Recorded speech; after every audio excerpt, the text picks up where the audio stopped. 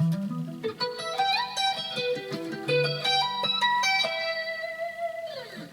everybody, how's it going? This is Darrin with GuitarControl.com bringing you this video lesson. And today I want to show you how to play a little arpeggio lick in the key of E minor. Now this is a movable shape, and so you can be able to play it in other keys, and I'll show you how to do that. So be sure to click on the link in the description for the tabs, and let's get close up and take a look at this. Alright, so we're going to start off. We've got this ascending E minor arpeggio. So we're going to start here on the 12th fret of the low E. I'm going to pick that and then a hammer on to the 15th fret with my 4th finger. And then from there, I'm going to take my 3rd finger and go to the 14th fret of the A string and then roll that finger up so it picks up the 14th fret of the D string.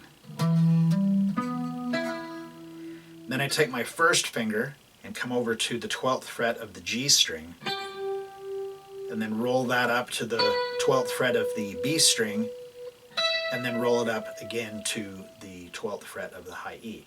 Now the reason why I'm rolling it, not just going, is because I want the notes to be as separate from each other as possible.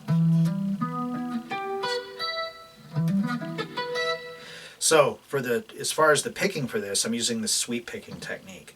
So when I pick that first note and do the hammer, I let the pick come to a rest on the A string. So it's like, when I pick the A string, I let it come to a rest on the D, so on and so forth.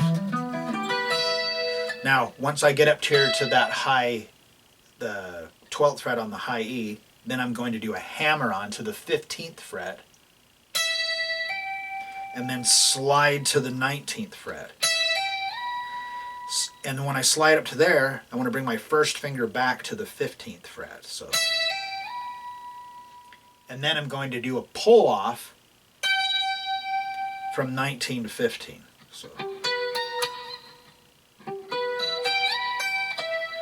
And then follow that pull off to the 17th fret of the B string with my 2nd finger, to the 16th fret of the G string with my 1st finger, to the 17th fret of the D string with my 2nd finger, and then to the 19th fret of the A string with my 4th finger.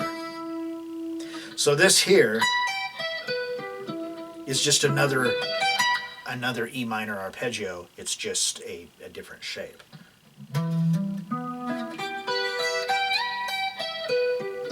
Because that's an E there. So this is movable, like I said. So like if you wanted to do it, you know, in A, come down here to A, and then I end it here on the A again. So entirely movable. This area right here is nice because it's not too cramped. Your arm isn't in a really bad position, and then it's also an E minor. So this is like really great for like a rock or a metal song or something to throw in there.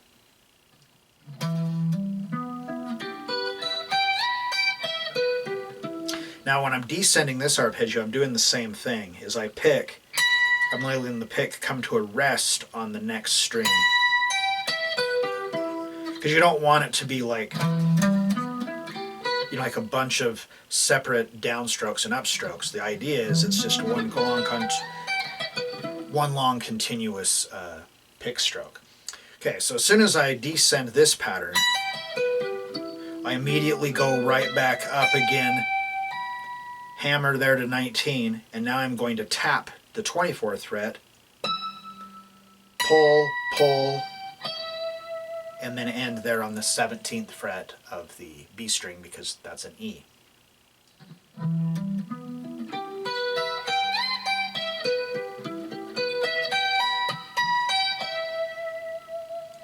Now, you can just do that same thing and move it around. Like, if you don't have, if your guitar doesn't have 24 frets, you can't tap that note, you could just omit that note.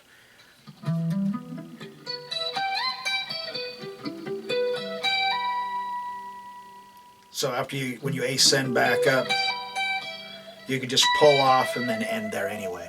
I just like adding that tapped note in there because it just gives it a little color. But if you're playing it in a lower, in a different key, and you have less than 24 frets, that won't be an issue. Now the other thing with this is I'm ascending it. I'm taking the palm of my hand and I'm just kind of dragging it. Well, it's not really the palm, it's like the edge here. Kind of dragging it along the strings. So the strings that I've already played won't ring.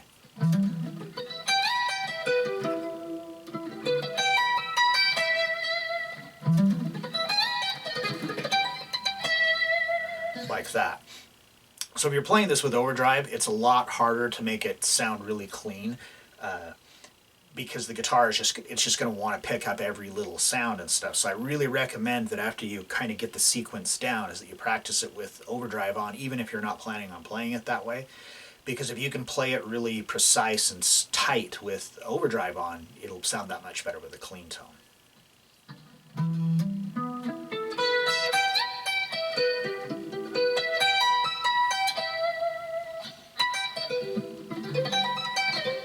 So there's all kinds of stuff you can do with these shapes. Like I said, you can move it around. So if you wanted to do it, say in B,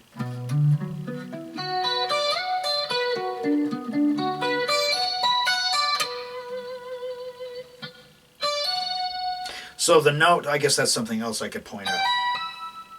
The note, the second note on the high E string, the note that you tap is 1, 2, 3, 4, 5 frets away. So if you were doing it in a different key,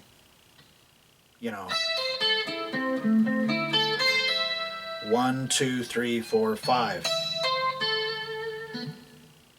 So that way you're tapping the, because you're tapping up the octave. So in this case where we're doing it originally here,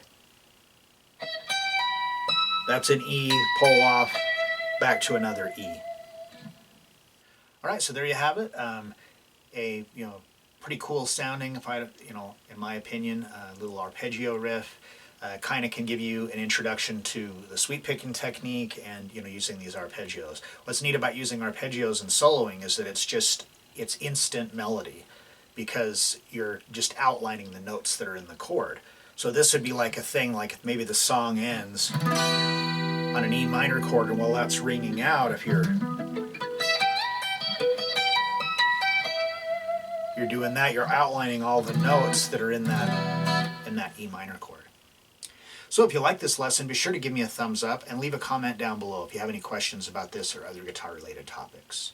If you've not already done so, please subscribe to the channel and hit that notification bell so you don't miss any of the content that we upload throughout the week. Well, that is all I have for you today. Thanks for watching and have a great day.